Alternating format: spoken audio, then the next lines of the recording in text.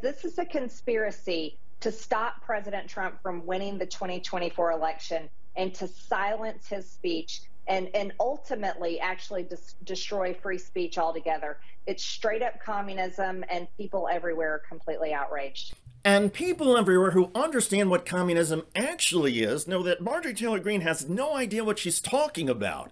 So it goes with the Georgia House Republican who made that ridiculous appearance on Newsmax. However, Greene has a clear agenda these days. As the Axios headline says, MTG eyes Trump VP or cabinet slot.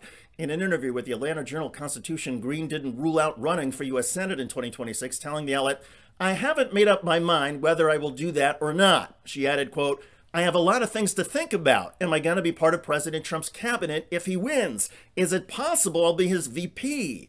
Greene said she would very, very heavily consider being Trump's running mate if asked, saying it would be an honor. Well, if Donald Trump wins the GOP nomination, would he ask Greene to be his running mate? The Trump campaign is not commenting, but Greene's public lobbying effort has been intense. I'll tell you right now, Larry, I'll vote for President Trump even if he's in prison, because he's an innocent man and he's the only man that can save this country from the communist regime that we find ourselves under. So why does she keep using that term communist? Well, this may actually be a strategic effort to help Donald Trump's defense in South Florida, where he was indicted in the documents case, and is also throwing around the term communist.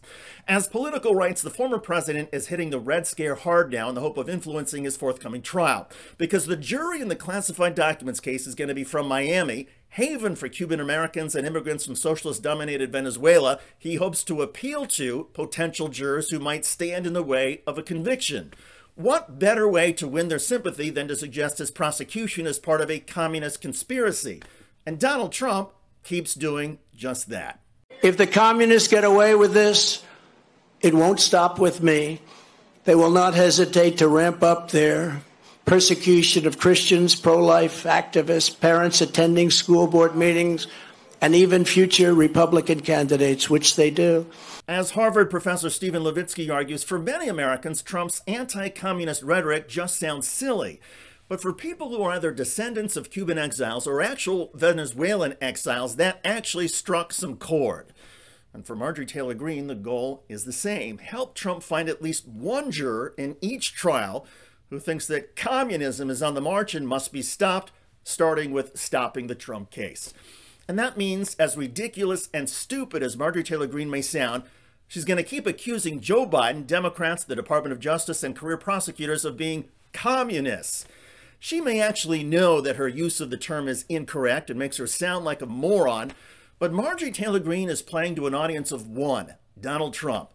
And whatever Trump tries to do to avoid getting convicted, Greene is going to echo and amplify the Trump effort. Will it work? Could a misused word like communism earn Trump a hung jury? Could Marjorie Taylor Greene be Donald Trump's running mate if he wins the Republican presidential nomination? Stranger things have happened in this country and continue to happen, including the Republican Party's ongoing Trump addiction. By the way, Donald Trump's daughter-in-law, Lara Trump, is raging against Hillary Clinton's laughter over the latest indictment. And she led into that interview with Rachel Maddow, by the way, laughing. She was laughing about this last night. Let me tell you something. There is nothing funny about this. Now people are wondering what Hillary Rodham Clinton is thinking watching things unfold in Georgia. She's the former Democratic presidential nominee, U.S. Senator from New York and Secretary of State. Well, Lara Trump has just proven to be a total hypocrite. Lock 'em all up. He wasn't doing anything, I don't think, to provoke people to threaten this woman at all. He was having fun. Our video on Lara Trump is a lot of fun. Check it out at the link below. I'm David Shuster. Thanks for joining us.